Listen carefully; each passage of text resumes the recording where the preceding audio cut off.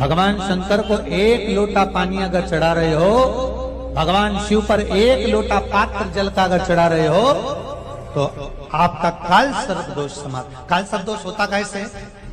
शंकर भगवान का चढ़ा हुआ जल तुलसी जी में चढ़ाने से पत्रिका में काल सर्प दोष हो जाता है। जैसे माँ जो होती है ना, घर की जो माँ होती है, अगर गर्भ में बच्चा है, गर्भ में संतान है, और वो शिव जी पर अगर एक लोटा पानी जैसे शंकर जी पर जल चढ़ाया, थाली में सारे भगवान को निला लिया, गणेश जी, देवी जी, शंकर जी, सारे देवताओं को एक ही थाली में रखकर स्नान कराकर वो शंकर का चढ़ा हुआ जल जब चढ़ाया जाता है, तुलसी जी में ले जाकर लोग डाल देते हैं, उससे जो बच्चा जन्म लेता है उस बच्चे की पत्रिका में काल सर्प दोष आ जाता है।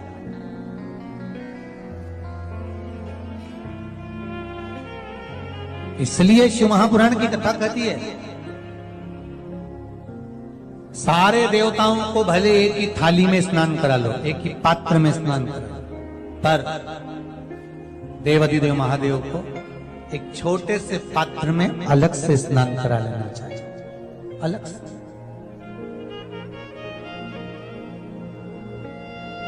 और उस पात्र का जल, शिव जी को समर्पित करा हुआ जल तुलसी जी में नहीं डालना। तुम्हारे घर में जो पौधा हो आप उसको उसमें समर्पित करो। जैसे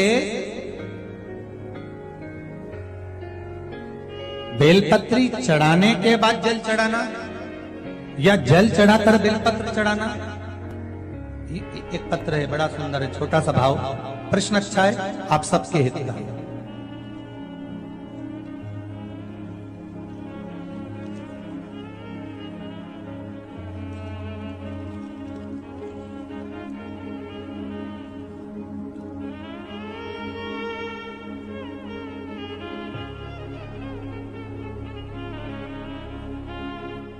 अरुणा जी अग्रवाल जयपुर, झरना जी अग्रवाल जयपुर राजस्थान से इन्होंने प्रश्न किया है, गुरुदेव दूध, कच्चा दूध केवल शिवलिंग पे चढ़ाना चाहिए या पूरे शिव परिवार पे चढ़ाना चाहिए? प्रश्न अच्छा है। और शिव महापुराण की कथा, रुद्राक्ष उत्सव चल रहा है, तो आप उसको समझें। दूध केवल शिवलिंग पे चढ़ाना चाहिए या जो शिवलिंग के आसपास में सभी परिवार विराजमान होता है उस पे भी चढ़ाना चाहिए? अगर लिंग पुराण आप उठाकर देखेंगे तो लिंग पुराण में एक बड़ा सुंदर संवाद आता है, जिसमें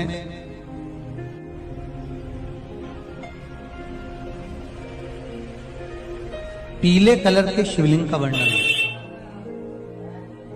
सफेद, लाल, पीला और काला, ये शिवलिंग का आपको पहले वर्णन करा है। ब्राह्मण सफेद मट्टी का शिवलिंग बनाता है, वैश्य पीली मट्टी का शिवलिंग बनाता है, क्षत्रिय लाल मट्टी का शिवलिंग का निर्माण करता है, शूद्र काली मट्टी का शिवलिंग का निर्माण करता है। काली मिट्टी की शिवलिंग का निर्माण करता है। ये जो वर्णन किया गया है कि उसमें लिंग पुराण के अंतर्गत एक पीले शिवलिंग का वर्णन आता है कि पीला जो शिवलिंग होता है उस शिवलिंग का भाव कितना सुंदर बताया गया है। उसमें व्याख्यान वर्णन में आप अगर पढ़ेंगे देखेंगे लिंग पुराण के अंतर्गत, तो उसमें आता है कि दूध जब आप देव अधिदेव महादेव के शिवलिंग पर समर्पित करते हो तो शिव महापुराण की कथा कहती है, लिंग पुराण कथा कहती है, नर्मदा पुराण, स्कंद पुराण, पद्म पुराण, अग्नि पुराण, सारी पुराणे वर्णन करती है, वराह पुराण, ब्रह्मवेत्ता पुराण, ये जितनी पुराणे सब वर्णन करती है कि जब शिवलिंग पर हम दूध चढ़ाते हैं तो केवल शंकर भगवान के शिवलिंग पर दूध चढ़ा देने से संपूर्ण परिवार पर दूध चढ़ जाता है। अलग से हमें कहीं चढ़ाने की जरूरत नहीं,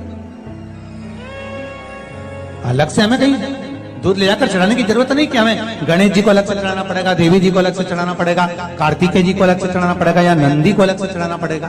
तो जो प्रश्न करा है धन्ना जी अग्रवाल जी ने, जयपुर राजस्थान से हैं, सुंदर प्रश्न करा है। और ये आपको ज्ञात होना चाहिए कि शंकर भगवान पर चढ़ाया गया थोड़ा सा भी दूध जल जो हम भगवान शिव को समर्पित कर रहे हैं वो केवल शिव के लिए नहीं रहता, केवल भगवान शंकर के लिए नहीं है, वो स्वयं 33 कोटि देवताओं को समर्पित हो जाएगा, स्वयं 33 कोटि देवताओं को।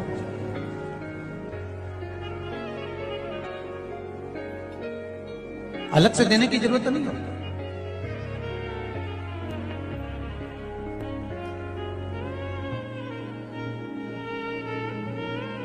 महाराज 1 लोटा पानी, बेलपत्री आप शिवलिंग पर तेले चढ़ा रहे हैं, उसके बाद जल चढ़ा रहे हैं। दूसरा, जल चढ़ाने के बाद बेलपत्र चढ़ा रहे हैं। ये 2 अलग अलग क्रम है शंकर भगवान की पूजन के। आप समझ लीजिएगा जरा, ये प्रसंग कभी नहीं आया, आज आया है तो उसको समझ।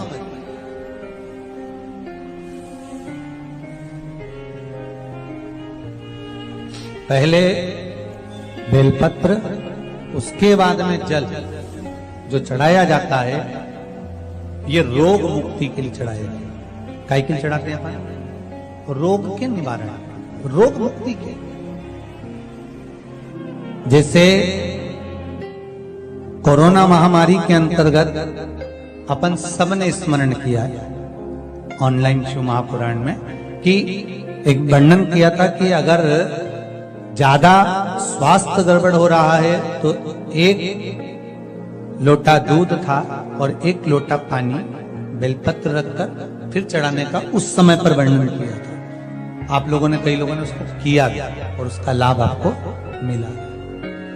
उसी तरह आप शिव मंदिर में जाकर दर्शन करेंगे तो 2 चीजें अपने को दर्शन करने को मिलेगी। एक, भक्त आता है शंकर जी के मंदिर में, लोग भाव से पहुंचते हैं तो पहले वो क्या करते हैं, पहले बेलपत्री चढ़ा देते हैं, फिर जल चढ़ा देते हैं। और एक भक्त जो शिव मंदिर में पहुंचता है पहले जल चढ़ाता है फिर बेलपत्र चढ़ाता है। दोनों का अलग अलग क्रम है, दोनों का अलग अलग भाव वर्णन है। पहला, अगर बेलपत्र चढ़ाया है और उसके बाद अगर आप शंकर भगवान पे जल चढ़ा रहे हो तो ये रोग मुक्ति के लिए होता है। जैसे बड़े रोग किसी को हो जाए, रोग किसी को घेर ले, तो वो बेलपत्री चढ़ाने के बाद फिर जल चढ़ाएगा तो उसको रोग थम जाएगा और फिर वो रोग आगे नहीं बढ़ेगा, आगे नहीं बढ़ेगा। रोगों को थामने के लिए बेलपत्री पहले, फिर जल। और जब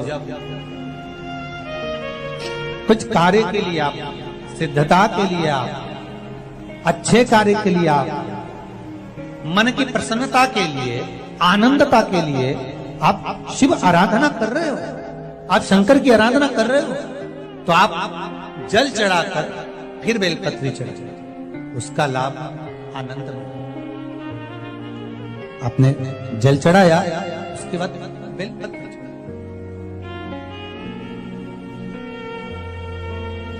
बस एक बात का स्मरण आपको होना चाहिए शिव महापुराण का, कि जब भी आप भगवान शंकर को बेलपत्र चढ़ाते हैं, बेलपत्र समर्पित करते हैं, बेलपत्र समर्पित करते समय प्रयास करा करें कि ये बेलपत्र को जब भी आप समर्पित करें, प्रयास करें कि बीच की जो पत्ती होती है बेलपत्र की, मध्य की जो पत्ती होती है, उसको अंगुष्ठ से पकड़ा जाए।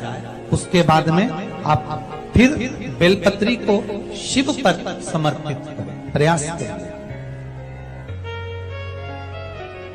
बेलपत्र जो हम भगवान शंकर को समर्पित करते हैं, उसका मध्य जो भाग होता है, बेलपत्री का जो 3 देवताओं का मध्य जो भाग होता है, उसको पकड़कर बेलपत्री को शिव को समर्पित करना चाहिए। पूर्व की कथाओं में यह भी वर्णन किया है कि बेलपत्री की डंडी का मुख कहां होना चाहिए।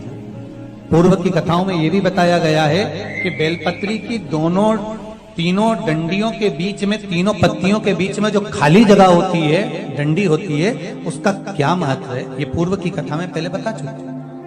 पर आज जो क्रम चल रहा है कथा का, उसमें अपन जो समझ रहे हैं वो ये होना चाहिए कि आप किस कामना से जल चढ़ा रहे हैं, आपके जल चढ़ाने का क्रम क्या है। अगर आप रोग मुक्ति के लिए चढ़ा रहे हैं तो पहले बेलपत्र चढ़ेगी, फिर जल चढ़ेगा। अब कार्य सिद्धि के लिए चढ़ा रहे हैं, पहले जल चढ़ेगा फिर बेलपत्र चढ़ेगी। और यदि कोई विशेष कार्य है आपका जो आपको भगवान शंकर से जाकर कहना है, कोई विशेष कार्य, जैसे ब्रह्मलोक में ब्रह्मा है, वैकुंठ में भगवान विष्णु है, पर संसार सागर में ब्रह्मांड में मृत्यु लोक में अगर कोई देव है तो वो देव अधिदेव महादेव, वो देव अधिदेव महादेव, दूसरा नहीं।